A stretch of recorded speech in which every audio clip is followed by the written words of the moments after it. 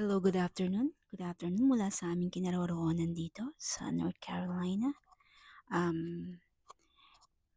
Gusto ko lamang pong ibahagi ang isa pang aralin ngayong araw na ito bago matapos ang araw ng Monday. About sa verse natin for today sa Book of Deuteronomy, chapter 22, verse 5. Tara, talakayin natin mga kapatid. Ang sabi sa Deuteronomy 22 verse 5, hindi dapat magsuot ng kasuotang panlalaki ang mga babae o ang mga lalaki ng kasuotang pambabae dahil kinasusuklaman ng Panginoon na iyong Diyos ang gumagawa nito. Purihin ang salita ng Diyos. Narinig naman po natin, hindi ba? Napakalinaw. Hindi ito katang-isip lamang. Ito ay kinamumuhian ng Panginoon Diyos. So what does this mean mga kapatid? Anong ibig sabihin itong Deuteronomy 22:5 na ito? Alam niyo po, back in the day, binigyan ni Lord ang Israel ng mga rules para manatili ang kaayusan. Very organized. Kabanalan at respeto sa pagkakalikha ng lalaki at babae. Isa sa mga utos ay tungkol sa damit. Pero more than sa fashion to eh.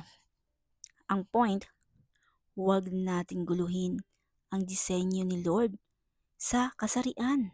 Amen? Huwag nating guluhin. Hindi ito tungkol sa simpleng pagsusuot ng pantalon ng babae or kulay pink and yellow or powder blue ng mga lalaki. Ang sinasabi ng talata ay bawal yung intentional na pagpapanggap na kabilang ka sa opposite gender. Lalo na kung ito'y may halong immoral na lifestyle o mga ritual na laban sa Diyos. Uso yan sa mga paganong religion noon, sa mga pagan. So bottom line, mga kapatid, what is the bottom line here? Number 1, bigyan natin kayo ng 2 points. Hindi pinagbabawal ang pagsusuot ng pantalon ng mga babae. Okay, malinaw. Hindi pinagbabawal ang pagsusuot ng pantalon ng mga babae. Sa modernong panahon, ang pantalon ng babae ay may sariling disenyo. Yung mga, design yan. Mga design na para lang sa babae.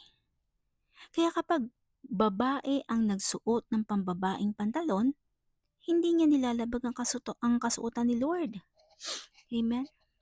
Number 2 points. Wala pang pantalon noon sa lumang tipan or sa Old Testament.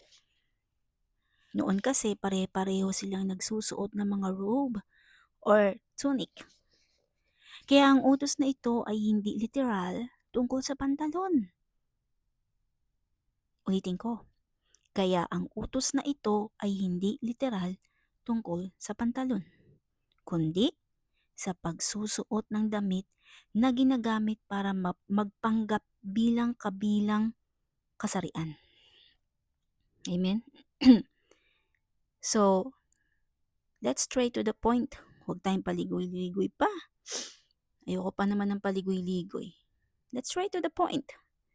So, sa panahon ngayon, madalas na talagang nalilito ang mundo sa identity. Kung ano ang gusto mo, yun ka. Kung saan ka masaya, yun ka. Kung ano yung tinitibok ng puso mo, yun ka. Pero iba ang turo ni Lord. Kung ano ang ginawa kita, kung ano ka, yan ang design ko para sa iyo. At maganda yan. Amen? Sabi ni Lord, maganda yan. Siya ang gumawa sa atin eh. He molded us. He's our creator. The great creator. So, tara. talakayin na natin ang application para dito. Respetuhin ang gender identity na bigay ng Panginoon sa atin. Ulitin ko, respetuhin ang gender identity na bigay ni Lord. Lalaki ka, you should embrace it. Babae ka, may maganda or may ganda yung design ni Lord para sa'yo.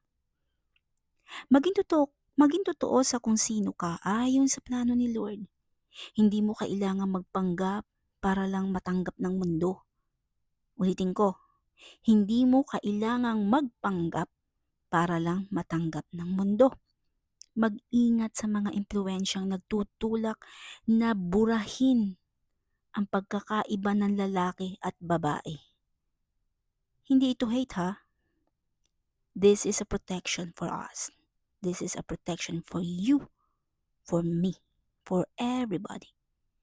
Para sa identity mo at para sa kabuuan ng society. So hanggang dito na lamang po, and to God be all the glory. Pagbulay-bulayin nyo ang Deuteronomy chapter 22 verse 5 at ilagay sa comment section kung ano ang inyong mga insights. Bye!